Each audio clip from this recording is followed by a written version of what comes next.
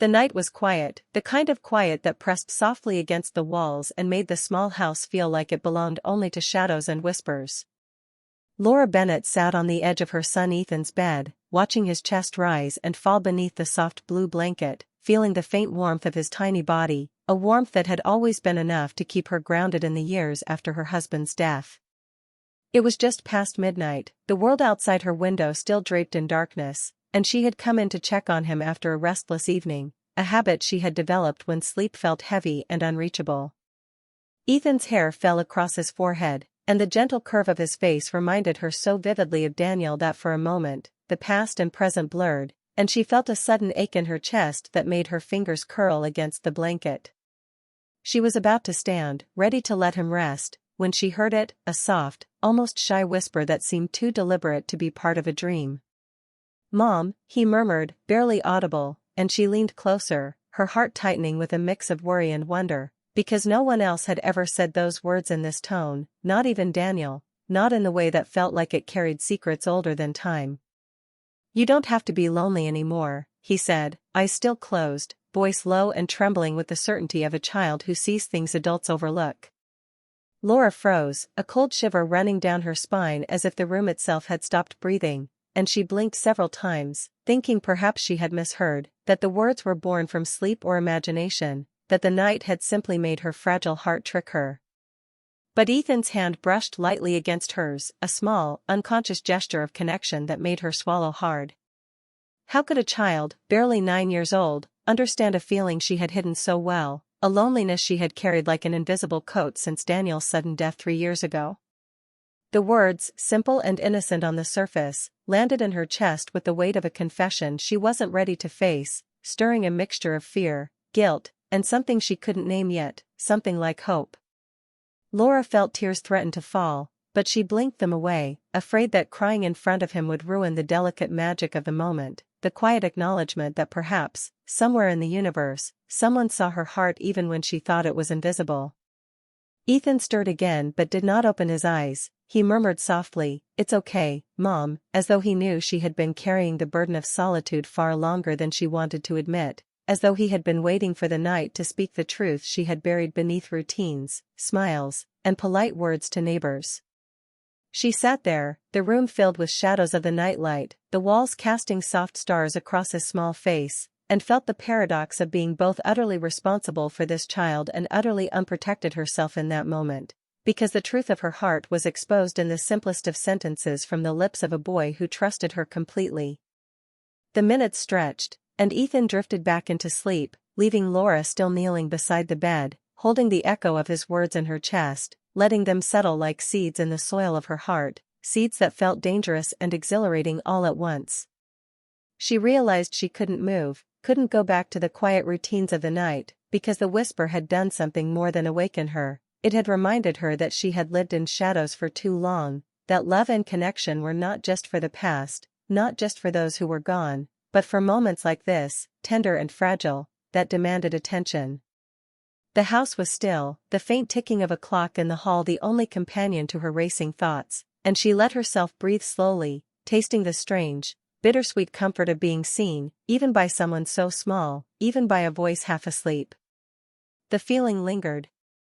A quiet tension between fear and hope, a gentle ache that made her long for more words, more understanding, but also a warning that some things, once touched, could never be ignored.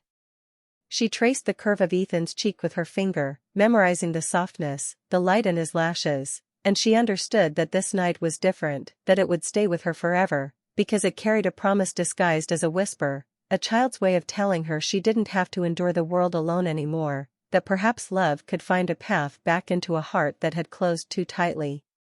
Laura finally rose, careful not to wake him, and walked to the window, looking out at the sleeping street, the faint glow of distant lamps painting long shadows, thinking of Daniel, of the past, of how fleeting moments of clarity and connection were, and feeling the profound truth that sometimes the simplest words, spoken in the quiet of the night, carried by someone we love, could shake a person to their core. She touched her lips where Ethan's words had lingered, whispering them again in the silence, testing their reality, and a small smile, hesitant and fragile, touched her face. The night had changed her in ways she didn't yet understand, a subtle shift in the air, in her heartbeat, in the quiet promise of something she had almost forgotten she could feel, the possibility of hope, of companionship, of life moving forward. Laura sat by the window for a long time, listening to the wind, listening to the echo of a whisper that had been meant just for her, feeling that sometimes the universe had a strange way of speaking through the voices we love most, and knowing, deep inside, that nothing would ever feel quite the same again. The morning sun spilled through the kitchen window, painting the counters with golden light, but Laura Bennett felt none of its warmth. Her mind was still tangled in Ethan's whisper from last night, replaying it over and over, each repetition making her heart both ache and swell with something she couldn't name. She moved through the motions of breakfast almost mechanically, watching Ethan eat his cereal with the quiet focus of a child who doesn't yet know the weight his words carry, and she realized how much she had relied on routines to keep the edges of her life from cracking, how much she had protected herself from feeling too deeply since Daniel had passed, as if loving and losing once had been enough to teach her that solitude was safer than hope. After school drop-off, she drove to the library, gripping the steering wheel tightly, aware of the hollow echo in the passenger seat where Daniel used to sit, aware of the empty spaces her heart had filled with careful control, and as she walked through the rows of books, her mind wandered, unable to focus, tracing the memory of Ethan's voice, so small, so sure, whispering that she didn't have to be lonely anymore, and she wondered if she had ever truly believed it was possible to live like that again. The library was quiet, the kind of silence that usually calmed her, but today it made her feel exposed, as if the walls themselves knew she was wrestling with feelings she had long buried, a mix of grief, longing, and the faint stirrings of desire she hadn't let herself admit she still felt for life itself and for companionship. She walked past the familiar shelves, her fingers brushing against the spines of books, trying to anchor herself in the tangible, but each title seemed to whisper a different story, stories of love, of second chances, of hearts reopening after years of closure, and she felt an unfamiliar ache that made her chest tight and her vision blur for a second. Around mid-afternoon, as she was locking the library doors, she noticed Mark Reynolds standing across the street, his hands tucked casually in his pockets, waiting with the quiet patience that had always made him different from the other parents in town, the way his eyes seemed to observe without judgment, noticing details others overlooked. Mark had moved to town the previous year, and Laura had seen him in passing at school events, but today, something about his presence felt different, warmer, less formal, as if the universe had placed him there at exactly the right time. "Long day?" he asked, his voice calm and steady, carrying a gentle concern that made her stomach flutter in a way she hadn't felt in years. She smiled, a little caught off guard by how much the question meant, and said, "Yes, but not a bad one," and instantly wished she had said more, something that would have invited him closer, that might have acknowledged the storm of emotions she carried inside. He returned her smile, a subtle tilt of his lips, and in that moment, the quiet streets around them faded, leaving just the soft hum of possibility between two hearts that had been quietly watching each other, waiting for a moment that neither could name.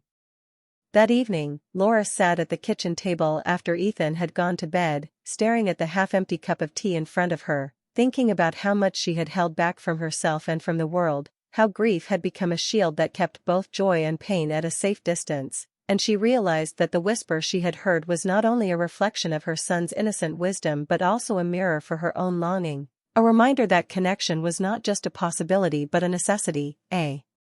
quiet plea to stop hiding behind the walls she had built around her heart. She thought about Daniel and the love they had shared, the way his laughter had once filled the spaces of the house, and felt a pang of guilt for even considering opening herself to someone new, a fear that loving again might be a betrayal, that happiness could not exist without shadows of the past lurking in the corners. But then she remembered Ethan's words, simple yet profound, and she felt a small spark of courage ignite in her chest, a whisper of hope that perhaps opening her heart again wouldn't erase the love she had lost, but instead, would honor it by showing that life, and love, still had room for more. Across town, Mark sat at his desk, replaying the brief encounter, wondering if she felt the same pull he did, feeling the unusual nervousness that came with discovering someone who resonated with your own quiet aches and unspoken dreams, and he realized that he had been waiting for a sign, a subtle nudge from life that reaching out was worth the risk, that the connection they shared, however unspoken, might be the beginning of something neither of them dared to imagine fully. Laura's thoughts drifted to the small moments they had shared at school events, the way he had noticed the little details about her son, the way he had listened without judgment, and she understood that the world had slowly shifted, that two lives carrying grief and longing could intersect in a way that made the impossible feel tangible, that perhaps the whisper was not just for her, but a gentle guide pointing her toward what her heart had been craving all along. She felt a bittersweet ache, a tension between fear and desire, between staying in the safety of solitude and stepping into the vulnerability of possibility, and she realized that the whisper had done more than wake her. It had forced her to acknowledge truths she had ignored, that her heart was still capable of deep connection, that longing was not weakness, and that hope could be fragile and terrifying but also beautiful. Laura poured another cup of tea, her hand slightly trembling, thinking about how fragile yet persistent life could be, how moments of quiet revelation could change everything, and she smiled to herself, knowing that even if she didn't have the words yet, even if the path ahead was uncertain, she could feel the gentle tug of life pushing her forward, nudging her toward experiences that promised warmth, companionship, and maybe, just maybe, love again. She glanced at the clock, realizing how late it had become, and for the first time in years, she felt a subtle excitement at the thought of tomorrow, at the possibility of seeing Mark again, of sharing small conversations, of noticing the details of a world she had stopped fully participating in, and she understood that loneliness was no longer permanent, that a whisper from her son had shifted her perception, showing her that the human heart was resilient, that hope could be rekindled, and that the quiet moments in life often carried the loudest truths. The sun had set completely, and the house was dark except for the soft glow of the kitchen light, yet Laura felt illuminated from within, a warmth that had nothing to do with sunlight and everything to do with the realization that connection was possible, that she could allow herself to feel again, and that life, in all its complexity, had not abandoned her. As she finally stood to turn off the light and check on Ethan once more, she felt a mixture of anticipation and nervousness, aware that the next steps were hers to choose, aware that vulnerability might be frightening but necessary, aware that love, in its gentlest form, often arrived unexpectedly, carried in whispers, in glances, and in small gestures that had the power to change the course of a heart forever. That night, as she watched Ethan sleep, she held the memory of his words close, letting them settle in her mind, and she felt the first stirring of courage, the first hint that maybe life had more in store for her than she had imagined, that grief and longing could coexist with hope and new beginnings, and that the quiet strength of a child's insight could illuminate a path she hadn't dared to see before. The days that followed moved quickly, like water running through narrow fingers, and Laura Bennett felt herself caught between the past she had carried so carefully and a present that demanded she notice every heartbeat, every small flicker of possibility. She found herself looking forward to school pickups, to brief conversations with Mark Reynolds, whose quiet presence had become unexpectedly comforting, a steady rhythm against the turbulence she had long carried inside. She noticed the little things first, the way he smiled when Ethan told a story, the way he listened to the mundane details of the day as though they mattered, the way his eyes seemed to see the tension in her shoulders and acknowledge it without judgment, and each observation chipped away at the walls she had built around her heart, walls that had felt permanent since Daniel's death. Laura began to realize that grief was not a straight path but a winding road with sudden turns, moments when the past pressed close and moments when hope brushed lightly against her skin, teasing, inviting, urging her to step forward even when fear whispered that she might stumble. She caught herself smiling more often, a quiet, almost guilty smile when Mark was nearby, and she noticed that Ethan had begun to watch her, small eyes wide with curiosity and approval, and she felt a new kind of warmth knowing that her son, in his own quiet way, was rooting for her happiness, that he sensed what she had been too careful to name herself. The connection between Laura and Mark grew subtly, unhurried yet unmistakable, in shared cups of coffee after school, in conversations about books and music, in laughter that spilled freely over small jokes and shared experiences, and with each passing day, she felt the tension in her chest loosen, as if she were learning to breathe fully for the first time in years. Yet alongside this warmth was fear, a quiet but persistent shadow reminding her that opening her heart again was not without risk, that the past she had lost could not be replaced, and that love, even in its gentlest form, demanded vulnerability she had long avoided. One evening, after Ethan had gone to bed, she found herself standing at the window, watching the darkened street and thinking of Mark, thinking of the subtle pull she felt whenever he was near, the way her heart quickened in his presence, and she realized that life had begun to hint at possibilities she had almost forgotten existed, possibilities of companionship, tenderness, and maybe even love again. That night, as she checked on Ethan one last time, he looked up at her with eyes brighter than usual, as though he had noticed something shifting inside her. "Mom," he said softly, "you smile more now." Laura's breath caught, and she knelt beside him, heart thudding in a mix of disbelief and gratitude. "Do I?" she asked, her voice barely above a whisper. He nodded solemnly, the seriousness of his gaze making her both laugh and cry at the same time. "I like it," he said simply, and she felt a jolt of clarity. This was the confirmation she didn't know she needed, that the quiet stirrings of her heart were not selfish, not reckless, but necessary, and that allowing herself to feel could be a gift not only to her but to Ethan as well. Across town, Mark sat on his porch, phone resting loosely in his hand, replaying the brief encounters, the small smiles, the gentle laughter, and he realized that his own heart had been quietly waiting, longing for connection, for someone who understood the subtle ache of loss and the quiet hope for something more, someone whose presence could be both familiar and thrilling, comforting and unpredictable. Days became weeks, and the rhythm of their interactions deepened, a quiet dance of glances, gestures, and conversations that hinted at what neither dared to name aloud, yet both recognized in the silent spaces between words, in the way a shared laugh lingered longer than expected, in the way their eyes met briefly before glancing away, shy yet charged with unspoken understanding. Laura wrestled with the tension between desire and caution, between the fear of moving too fast and the pull of an undeniable connection that seemed to have existed long before either of them had acknowledged it. She began to notice how small gestures carried weight, the way Mark asked about Ethan's day, the way he lingered to help with homework, the subtle kindness in the way he noticed things she had overlooked herself, and each action seemed to speak louder than words, creating a quiet, undeniable intimacy that both terrified and exhilarated her. One evening, after a casual dinner at her home, she felt the full force of her emotions, gratitude, longing, hope, and fear, blending into a raw, almost overwhelming sense of vulnerability, and she realized that she had been holding herself back from life, from joy, from love, for far too long, protecting herself from pain that might never come again, while inadvertently shutting out possibility. In the stillness after Ethan fell asleep, she and Mark lingered in the living room, the space between them thick with unspoken questions and cautious desire, their eyes speaking what their lips dared not, each aware that a single word could change everything. "I've been scared," Laura admitted finally, her voice trembling slightly but steady, not of loving, but of forgetting. Mark reached for her hand, a simple gesture loaded with reassurance, and shook his head gently. "Love doesn't erase what came before," he said softly. "It carries it forward." Those words struck her like a revelation, a promise that the past could coexist with the present, that grief did not have to be a wall but could instead be a bridge toward new beginnings. She looked at him, feeling a mix of relief and longing, and understood that the quiet moments, the shared smiles, the whispered thoughts, and the unspoken understanding had all led to this point, to a place where her heart could risk hope again, a place where connection felt possible and love no longer seemed impossible.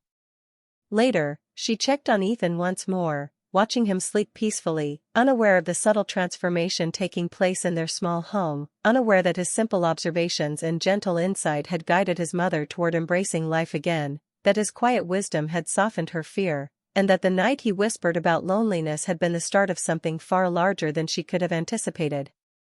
Laura felt a swell of gratitude, of love, and of cautious anticipation for what might come next, understanding finally that life's quiet nudges often come from the most unexpected sources, that hope could arrive gently through the eyes and words of a child, and that the human heart, resilient and tender, could always find a way back to connection, to intimacy, to the possibility of love that honors both the past and the promise of tomorrow. In that moment, the house felt alive in a new way, charged with subtle energy, quiet but insistent, as if the universe itself was holding its breath alongside her, waiting for her to take the next step, to lean into possibility, to allow herself to feel fully again, knowing that every small choice, every gentle word, and every glance shared with Mark could open a path toward something beautiful, tender, and unforgettable. The evening settled over the small town like a soft, comforting blanket. And Laura Bennett found herself in the kitchen, preparing a simple dinner with a quiet nervous excitement she hadn't felt in years, aware that Mark Reynolds would be joining her, aware that tonight might shift everything in ways she could not yet predict, and feeling the familiar flutter of anticipation mingled with fear as she arranged the plates and poured the wine, each movement deliberate yet tinged with the awareness that this was more than just a casual meal, it was a step into something unknown, something tender, something she had nearly convinced herself she no longer deserved.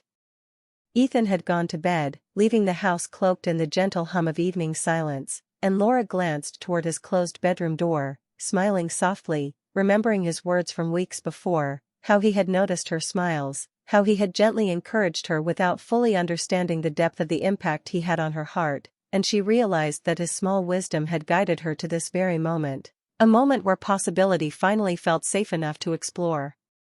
Mark arrived quietly, his presence calm yet charged with unspoken emotion, and the way he carried himself, the subtle warmth in his eyes, made Laura's chest tighten with a mix of hope and nervous anticipation, as though her heart had been quietly holding its breath, waiting for this connection to step fully into the light. They talked over soup and bread, their conversation flowing naturally, covering mundane topics like the weather and school events, but beneath the surface, every word carried weight, every glance hinted at understanding, every small laugh a bridge spanning the distance between two hearts that had been quietly circling each other, afraid to admit how much they longed to be closer. As the meal ended and the dishes were cleared, Laura felt the tension in her shoulders ease, a quiet relief that the evening had unfolded gently, that the steps they had taken together felt natural, unforced, yet charged with something deep and undeniable.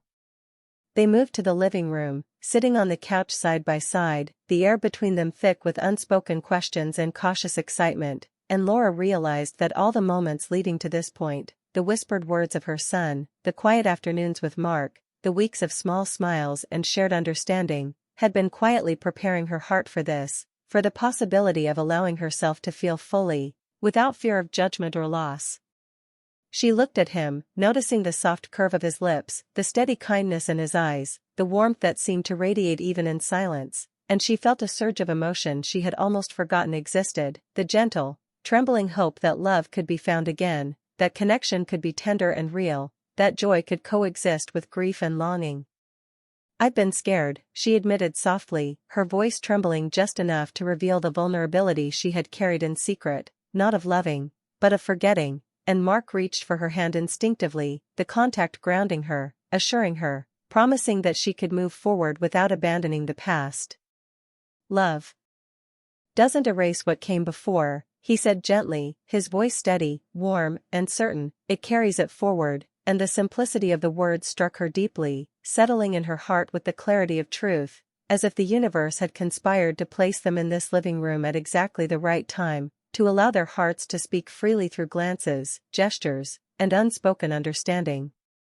Laura felt tears prick the corners of her eyes, a mixture of relief, joy, and cautious hope, and she realized that the quiet guidance of her son's wisdom had led her here, to this room, to this moment, to the tender possibility of a life that embraced both past love and present connection. Later, she checked on Ethan once more, watching him sleep peacefully, the soft rise and fall of his chest a reminder of the gentle truth he had unknowingly shared, that life could be brighter, fuller, more connected than she had allowed herself to believe, and that children, in their quiet innocence, sometimes guide adults to the courage they cannot summon on their own.